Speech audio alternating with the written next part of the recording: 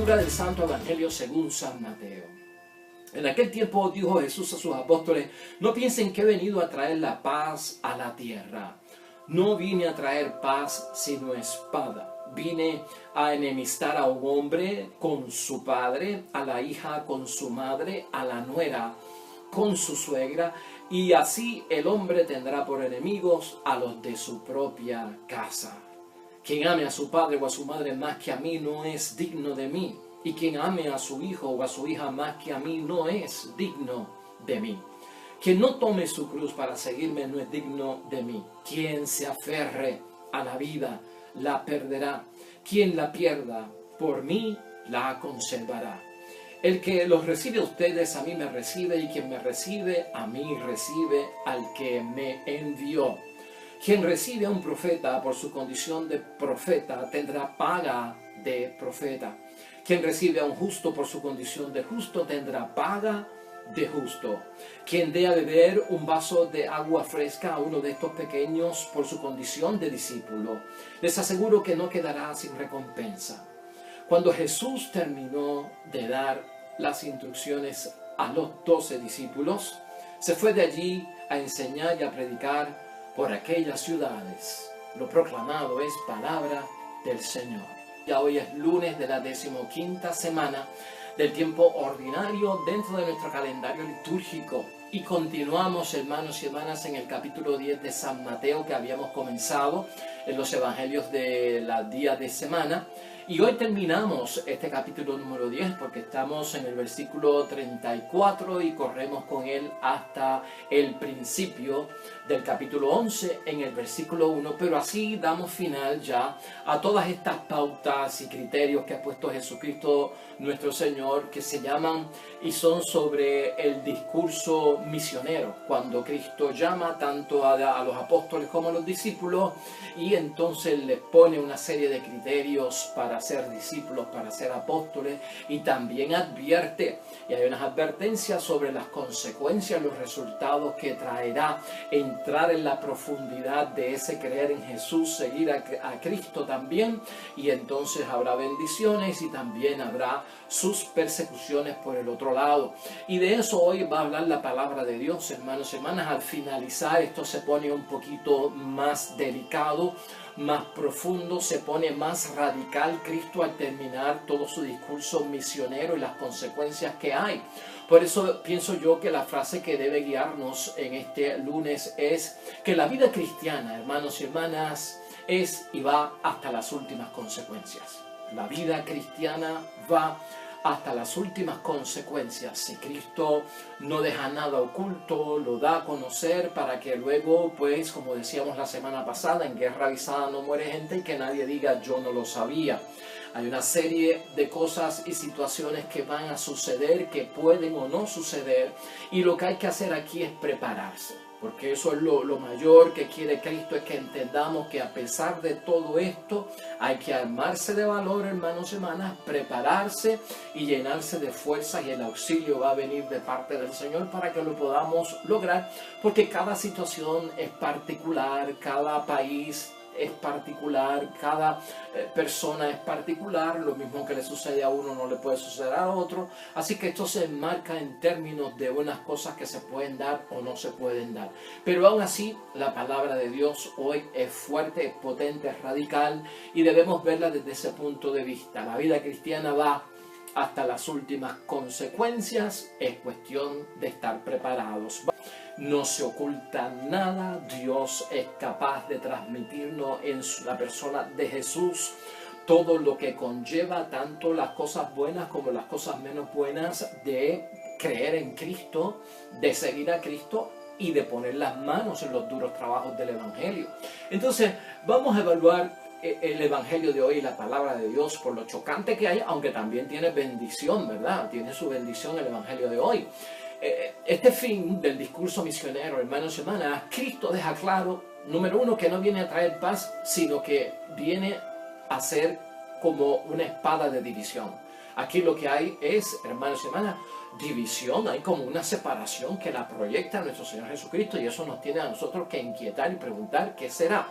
Y sobre todo, este énfasis tan grande que hace Jesús en el Evangelio de hoy, que al enemistar, hermano y hermana, y al enfrentar a la gente más querida por nosotros, el círculo familiar entrará en enemistad, será confrontado, ¿no?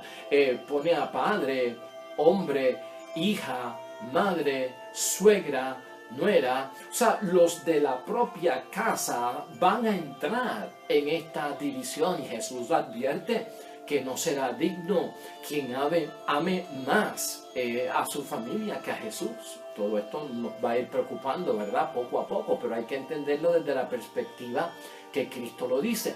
Quien no tome su cruz tampoco es digno. Aquel que no sea capaz de perder la vida por la causa de Cristo no la va a ganar. Y el que se aferre a esta vida, entonces ese sí es el que la va a perder. Esto cae dentro de una situación, hermanos y hermanas, donde la vida nuestra, ¿qué valor tendrá? Esa es la pregunta que nosotros nos hacemos al poner nuestras manos en el arado y querer servirle al Señor. Por el otro lado, el Evangelio trae como bendiciones, hay una recompensa, hay una ganancia, porque Cristo dice que el que recibe a alguien como profeta, o no simplemente recibirlo, aceptarlo, darle acogida, sino darle también alimento, en este caso a beber, por lo menos un vaso de agua, pues dice nuestro Señor Jesucristo que esa persona tendrá paga y tendrá recompensa. Entonces, ¿qué es lo que pasa aquí? Cuando evaluamos este evangelio, que este evangelio, de esos evangelios que Cristo dice, hay de aquellos que no se escandalicen con mi persona, porque esto crea ciertamente un escándalo cuando lo leemos así literalmente, ¿no? Cristo también ha señalado, hermanos y hermanas, en algunos momentos, que aquellos que son violentos son los que conquistan el reino de los cielos, que son palabras como que chocan y ponen a uno tenso. ¿Qué es lo que pasa aquí? Son advertencias, hermanos y hermanas, y estas advertencias se van agudizando según Cristo las va poniendo. Jesús se va hasta las últimas consecuencias. Por eso es que hemos dicho que nos guía a nosotros en la frase o la oración. La vida cristiana llega hasta las últimas consecuencias, porque eso es lo que está diciendo Cristo en este evangelio. Esto se agudiza según tú vas penetrando, profundizando en la fe, y esto llega a tener unas últimas consecuencias, ¿no? El propósito de Cristo no es tener temor, no es huir, no es soltar el arado, no es alejarnos. El propósito de Cristo es que nos preparemos, hermanos y hermanas, para las consecuencias.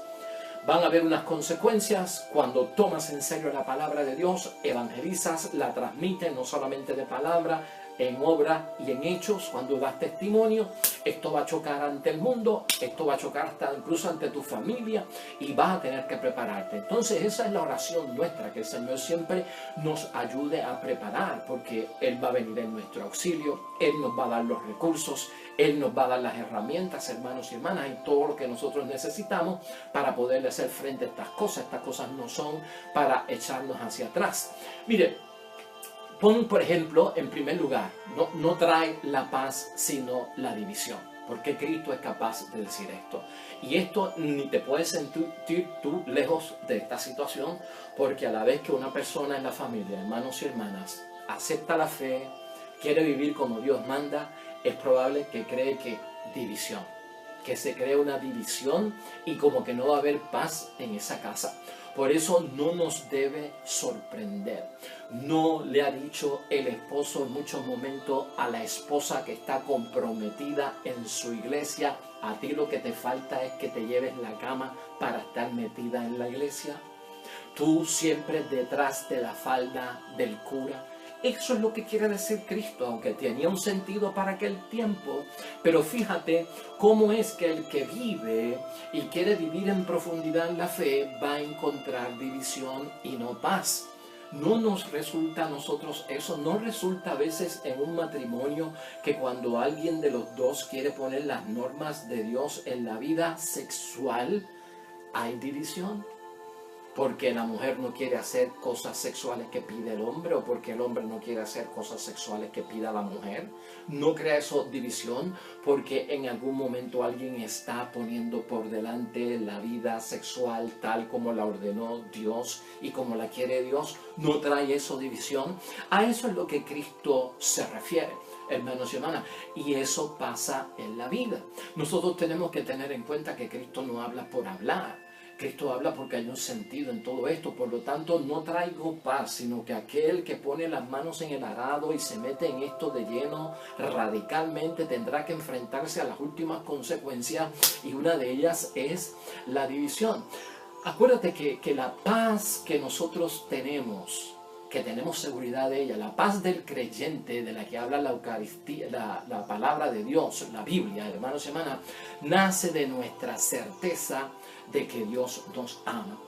La paz de Dios es la certeza de que Dios nos ama. Por eso en un momento Cristo fue capaz de decir: mi paz os doy, mi paz os dejo.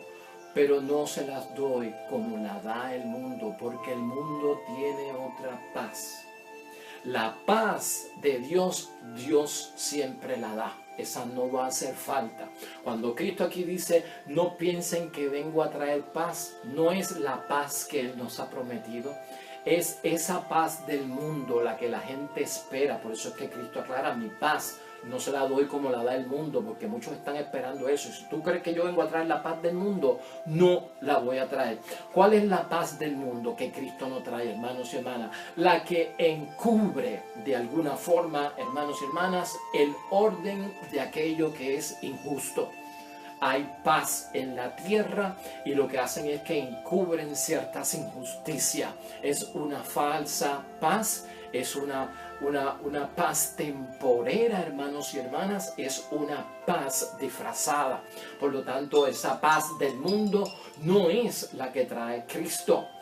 Tampoco es, hermanos y hermanas, esa paz que trae como un impuesto a la fuerza, como una obligación de parte de la paz que se impone, pero no se dice completamente de qué es lo que trae. Es como un impuesto por alguien a la fuerza. Esa imposición a la fuerza de una paz que yo tengo que declarar que aquí hay paz y que todo está bien, cuando no es cierto, hermanos y hermanas, cuando es como una mentira. Entonces eso es la mediocridad del sistema de la paz. Eso tampoco lo trae Cristo.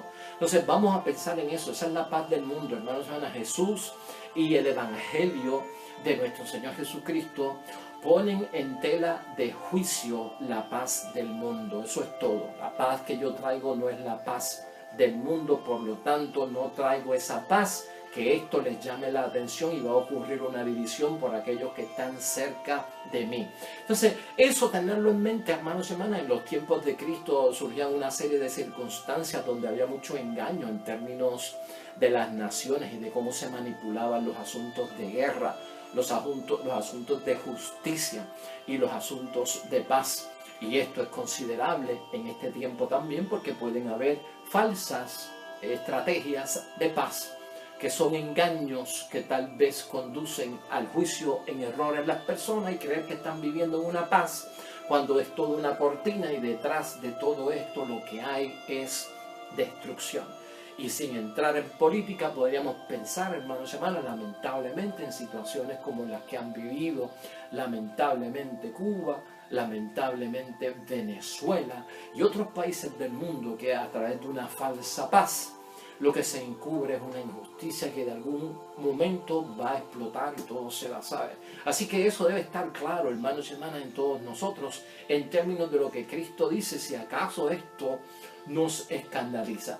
Cada cual, hermanos y hermanas, Cristo advierte aquí, va a ver a su familia envolverse en enigmas, en situaciones donde van a verse también como si fueran enemigos. Eso sorprende un montón, hermanos y hermanas.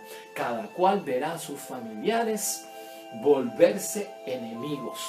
Aquí, hermanos y hermanas, lo que tenemos que pensar y lo que llama la atención es que la persecución cristiana para el tiempo de Cristo nuestro Señor venía por aquellas personas que ponen la ley divina por encima, hermanos y hermanas, de las autoridades de aquel tiempo o de las autoridades políticas. La persecución por la causa de Cristo en los tiempos de Cristo del primer siglo venía porque los cristianos ponían la ley divina primero y la ley humana en segundo lugar.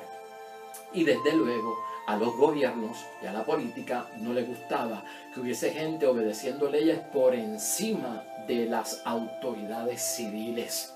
Y esto, hermanos y hermanas, es a lo que Cristo nuestro Señor se está refiriendo. ¿Y por qué en la familia? Porque en aquel tiempo patriarcal, hermanos y hermanas, el padre de la familia tenía una autoridad competente y se veía como una ley suprema. O sea, una casa con su papá era el jefe de la familia, era el patriarca y todo el mundo tenía que hacerle caso a ese hombre, era la autoridad y aunque se equivocase usted no le podía decir nada, aunque tomara una decisión que usted le encontraba injusta o atropellante, usted la tenía que tomar. Y por eso es que Cristo dice que en ese núcleo donde hay este sistema, donde el padre es la autoridad competente y patriarcal, motivada por un sistema machista, hermanos y hermanas, va a haber confrontación. Y la había en aquel tiempo de Cristo, hermanos y hermanas, un patriarca era capaz de intercambiar un hijo varón por una deuda. O sea, tengo una deuda, me están cobrando, me están diciendo que si no pago me van a matar a mí o me van a sacar de aquí.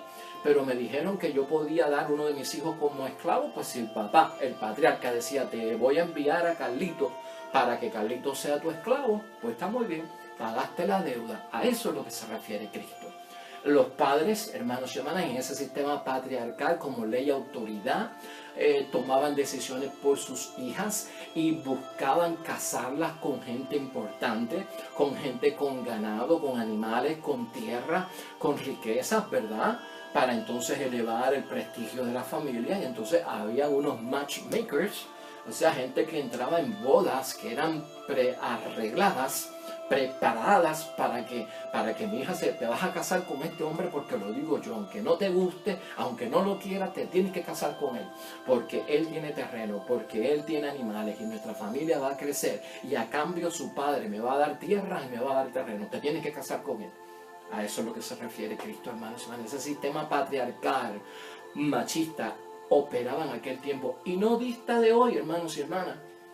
Porque yo mismo en mi vida como sacerdote tuve un caso una vez de una hija menor que estaba respondiendo a la vocación como monja y su padre, un católico de clavo pasado, un católico práctico, se oponía tenazmente a que su hija respondiera a la llamada del Señor para servir como hermana religiosa consagrada.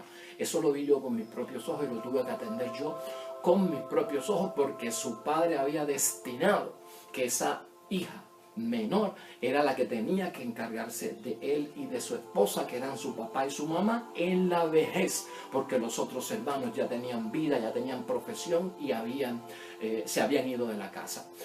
Un debate muy serio, hermanos y hermanas, pero un papá católico, apostólico y romano, de clavo pasado, opuesto a la llamada del Señor para que su hija se convierta en una sierva del Señor como hermana religiosa. Esos casos se dan. Y esto crea división, como dice nuestro Señor Jesucristo. Aquí es que se ve ese choque, hermanos y hermanas. No traigo la paz, traigo la división.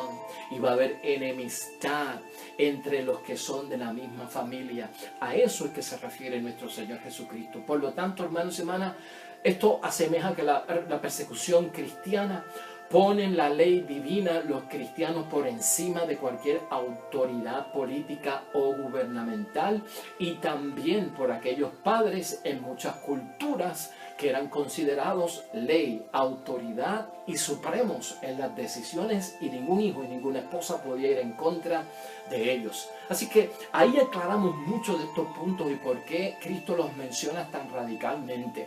Preferir a Jesús, hermanos y hermanas, antes que aquellos que amamos tiene un sentido y aquí lo hemos visto en otra ocasión. Hay más ganancia en poner a Cristo en prioridad, hermanos y hermanas, y no hay pérdida. Y la preferencia es porque Jesús aquí se está presentando no solamente como el Hijo de Dios, sino como Dios. Aquí Jesucristo apela a la preferencia que tú tienes que tener en torno al amor. Y para amar, entonces debes de poner a Dios primero, a la familia en segundo lugar. No es que abandones, no es que te alejes, no es que dejes correr a la suerte de tus padres lo que pase por estarle sirviendo al Señor. No, es cuestión de tener una prioridad. Primero Dios, segundo mi familia. Primero Dios, segundo mis padres. Eso es todo lo que estamos diciendo. Aunque estén en segundo lugar, pues hermanos y hermanas, vamos a tener que cumplir con el cuarto mandamiento, que es honrar padre y madre, y eso no se queda atrás.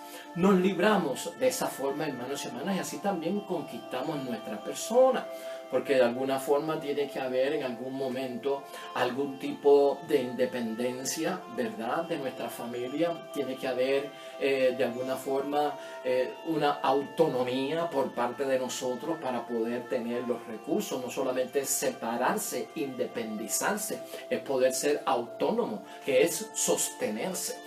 Y llega un momento en que uno en la vida pues tiene que despegarse de ese cordón umbilical, echar mano a su propia vida y tener uno su propia agenda, su mujer, su esposo, sus hijos, su familia, sus intereses. Eso va a llegar un momento dado en la vida y hay que saberlo balancear. Así que de todas formas nos tenemos que desprender de nuestra familia por tener a Dios en primer lugar, y nos tenemos que desprender de la familia también en algún momento para tener nuestra propia ganancia entre nuestra libertad y vida, como Dios manda. Así que los lazos familiares, hermanos y hermanas, que nosotros tenemos, hay que velarlos en algún sentido, dice Cristo, porque también, hermanos y hermanas, hay tradiciones y hay costumbres que no son muy católicas, que digamos, en la familia.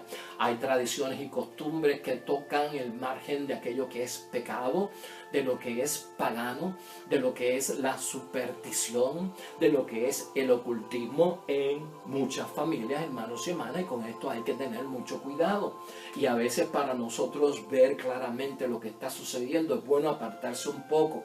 Al apartarse un poco no estamos diciendo que va a haber un abandono total, pero hermanos y hermanas, es para mirar con nuevos ojos a nuestro papá, a nuestra familia, a nuestra mamá, a nuestros hermanos, mirarlo con nuevos ojos a la luz de la fe y poderlos amar como Dios entonces quiere que lo amemos. A veces tenemos que despegarnos para ver que hay ciertas cositas que se dan en las familias, hermanos y hermanas, que no vienen de Dios, y ya eso lo habíamos señalado aquí en alguna ocasión, pero ahora es bueno recordarlo con lo que Cristo nos está diciendo. Hay costumbres y tradiciones familiares que son mediocres, hermanos y hermanas, y son mundanas de alguna forma, y eso lo tenemos que arreglar cada uno de nosotros. Vamos a comenzar a amar verdaderamente a la familia si seguimos la enseñanza de Cristo, y vamos a mirarlos con los ojos del amor de Dios. Y en torno a la dignidad, hermanos y hermanas, que ya esto sería pues, prácticamente el último punto que queremos ver hoy. En torno a la dignidad, y eso que dice nuestro Señor Jesucristo, carga con la cruz, ir detrás de Jesús. Si no eres capaz de cargar con la cruz, irte detrás de mí, no eres digno de mí. Aquí hay más ganancia, hermanos y hermanas, que pérdida. Aquí ganamos la vida, y yo te quiero hacer ver esto hoy de una forma distinta. Cuando Cristo llama a cargar la cruz, no tengas miedo. Cuando Cristo llama a cargar la cruz, hay una ganancia. Y te voy a explicar por qué, para que lo puedas entender y no le huyas a eso de cargar la cruz. Lo que pasa es que la cruz es un instrumento de muerte, y tú y yo lo sabemos. El sistema de la pena de muerte, de sentencia de los romanos, esa cruz equivale a lo que puede ser hoy en día una silla eléctrica o una inyección letal para cumplir la pena de muerte en alguien que es un reo o alguien que ha sido sentenciado y hallado culpable como un gran criminal. Entonces la cruz es signo y es instrumento de muerte, hermanos y hermanas, no cabe duda. Para los romanos es un instrumento de muerte para un criminal. Para los judíos también era una vergüenza y un instrumento de muerte para un criminal. Pero para los cristianos, que somos nosotros y los que tenemos fe en Cristo, ¿qué significa la cruz? La cruz, hermanos y hermanas, cuelga sobre la cruz el Cordero de Dios. Y ese Cordero de Dios es Cordero de Dios porque quita los pecados del mundo. Por lo tanto, nosotros no somos romanos, que vemos más que la muerte de Cristo en el madero. Nosotros no somos judíos, que ven un instrumento de muerte, al igual que los romanos. Cuando Cristo me dice, carga con tu cruz, me dice que cargue con mi propio instrumento de muerte. No, nosotros no somos romanos, para ellos era un instrumento de muerte. Nosotros no somos judíos, para ellos no era un instrumento de muerte. Pero la cruz para Cristo es un instrumento de vida. Asumió los pecados, se convirtió en el animal que hay que sacrificar, el Cordero de Dios. Y al morir en la cruz, dio muerte a los pecados. Dio muerte, hermanos y hermanas, a todo aquello que aleja de Dios. Y murió el pecado. Y la muerte cambió de significado. Cuando Cristo nos dice que no somos dignos de Él si no cargamos su cruz y nos vamos detrás de Él, lo que nos está diciendo es, carga la cruz para que des muerte a los pecados. O sea, usa la cruz para dar muerte a todo lo que es pecado. A veces pensamos en la cruz más que con dolor y sufrimiento. Cristo me está pidiendo cargar la cruz, echarme cargas de dolor, de sufrimiento, callarme, no poder decir nada, volverme un mártir. Yo no puedo soportar eso, tanta carga. Cargar con la cruz es utilizar la cruz, hermanos y hermanas, para dar muerte a lo que aleja de Dios, al pecado que aleja de Dios, a todo aquello que va en contra de la voluntad de Dios. Utiliza la cruz, hermanos y hermanas, para darle muerte a tantas cosas que nos atan, que nos esclavizan. Eso es lo que está diciendo nuestro Señor Jesucristo. Y por eso entonces hay que verlo desde un punto de vista de ganancia y no de pérdida. Yo creo que es importante que ese último punto lo tengamos en mente, porque a veces nos despistamos y no entendemos el verdadero significado de cargar la cruz. No es solamente sufrimiento, es para dar muerte a muchos de los pecados que nos alejan de Dios. El detalle aquí está, hermanos y hermanas, es que Dios no nos va a faltar a ninguno de nosotros cuando le digamos que sí al Señor, cuando tomemos nuestra cruz, cuando seamos capaces de poner a Dios en primer lugar y reconocer la divinidad de nuestro Señor Jesucristo como Dios y como Salvador. Así que ahí estamos, hermanos y hermanas, que la gran fuerza y el auxilio del Señor siempre nos dé el ánimo necesario para poder seguir hacia adelante. Oremos.